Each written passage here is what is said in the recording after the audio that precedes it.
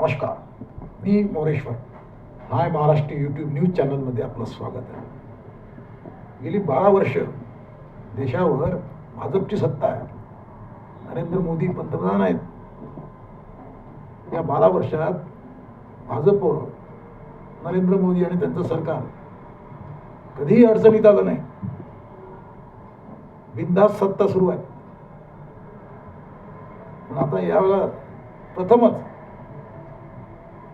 मोदी आणि त्यांचं सरकार प्रचंड अडचणीत आहे. नीट पेपर फुटीच्या प्रकरणात सरकार चांगलंच अडचणीत आलं आहे. कारण विरोधकांनी मोठं आंदोलन पेटवलं आहे. कॉकरोच पार्टी आणि कॉकरोच पार्टीने सुरुवातीला आंदोलन सुरू केलं, नंतर ते आंदोलन पेटलं, वाढलं, पसरलं आणि आता काँग्रेसही त्यात उतरली आहे.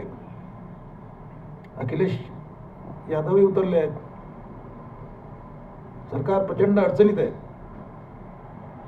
शिक्षण मंत्री, केंद्रीय शिक्षण मंत्री धर्मेंद्र प्रधान यांच्या राजीनाम्याची त्यांची मागणी आहे. तर मंत्र्याचा राजीनामा म्हणजे काही मोठी गोष्ट नाही, परंतु आपल्या मंत्र्यांना राजीनामा द्यावा लागणं म्हणजे नरेंद्र मोदींसाठी ही मोठी शरमेची गोष्ट आहे. आणि मोदी हे कदापि करणार नाहीत, आपल्या मंत्र्याचा राजीनामा घेणार नाहीत. पण विरोधी पक्ष त्यासाठीच अडून बसला आहे. त्यांचं म्हणणं आहे आधी राजीनामा घ्या, तरच आम्ही संसदेमध्ये चर्चेत भाग घेऊ. गेली 3 दिवस या प्रकरणावरून संसदेत कामकाज नाही आहे. नुसता गोंधळ सुरू आहे, हंगामा आहे. त्यामुळे मोदी आणि सरकार, त्यांचं सरकार प्रचंड अडचणीत आलेलं आहे. आणि काय करावं या प्रॉब्लेम मध्ये आहे. आज 3ऱ्या दिवशी प्रथमच मोदींचे 2 मंत्री प्रथमच आंदोलकांना भेटले. सरकार झुकलंय, थोडंफार झुकलंय. सरकार किती झुकते ते पाहायचं. म्हणजे अशा प्रकारे मोदी सरकार अडचणीत असताना एक मोठी घटना, मोठी डेव्हलपमेंट आहे. इकडे आंदोलन पेटलं आणि तिकडे शरद पवार यांनी आज पंतप्रधान नरेंद्र मोदींची भेट घेतली आहे. संसदेमध्ये पंतप्रधानांचं जे कार्यालय आहे तिथे शरद पवारांनी मोदींची ही भेट घेतली आहे. म्हणजे नरेंद्र मोदींनी शरद पवारांचा हात हातात घेऊन त्यांना घेऊन येत आहेत. मोदी जोरजोरात हसतायत, खळखळ हसतायत. असा फोटो मीडियावर आला आहे. दुसरा एक फोटो आला आहे, त्यात शरद पवारांची कन्या खासदार सुप्रिया सुळे याही बसलेल्या दिसत आहेत. म्हणजे फोटोवरून पाहिलं तर दोघांमध्ये चांगल्या वातावरणात चर्चा झालेली दिसत आहे. पण नेमकं कशा करता, काय चर्चा झाली, कशा करता भेटले शरद पवार? आता शरद पवारांच्या मनात काय हे कोणी सांगू शकत नाही. म्हणजे शरद पवारही सांगू शकत नाहीत त्याच्या मनात काय आहे.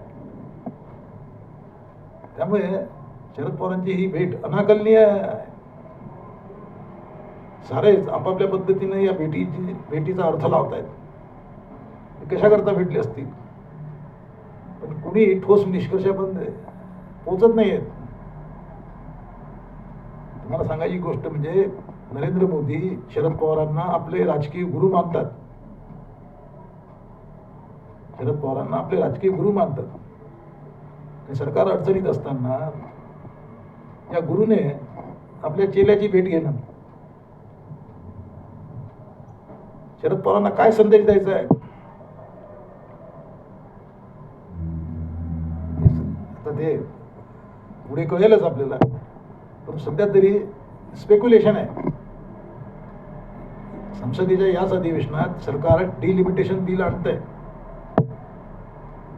डिलिमिटेशन बिल म्हणजे मतदारसंघाची पुनर्रचना करणारे बिल हे घटना दुरुस्ती विधेयक आहे. त्यासाठी 2/3 बहुमत लागतं. तेवढं बहुमत म्हणजे 362 खासदार मोदींनी जमवले आहेत अशी माहिती आहे. त्यामुळे शरद पवारांचे खासदारही मोदींना मदत करतील असं देखून या भेटीवर दिसत आहे. 2 राष्ट्रवादींच्या विलिनीकरणाची चर्चा मध्यंतरी सुरू होती. पण तसं होईल का? म्हणजे एनडीए मध्ये देवेंद्र फडणवीस, चौथ्या एक पार्टनरला आपल्याकडे येऊ देतील का? कारण शरद पवारचा गट इकडे आला तर देवेंद्र फडणवीसांसाठी म्हणजे भाजपसाठी काही प्रॉब्लेम निर्माण होतात.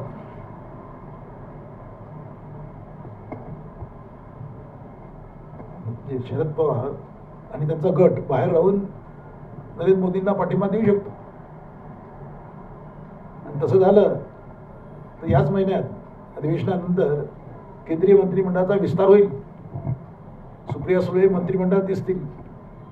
इकडे देवेंद्र फडणवीस यांच्या मंत्रिमंडळात जयंत पाटील हे राज्याचे अर्थमंत्री म्हणून पाहायला मिळतील. अशा बरेच काही घडामोडी होणार आहेत. त्यामुळे तुम्ही दिल थांब के राहा, कारण काही होऊ शकते. तुम्हाला काय वाटते, काय होणार? कॉमेंट करा. नमस्कार.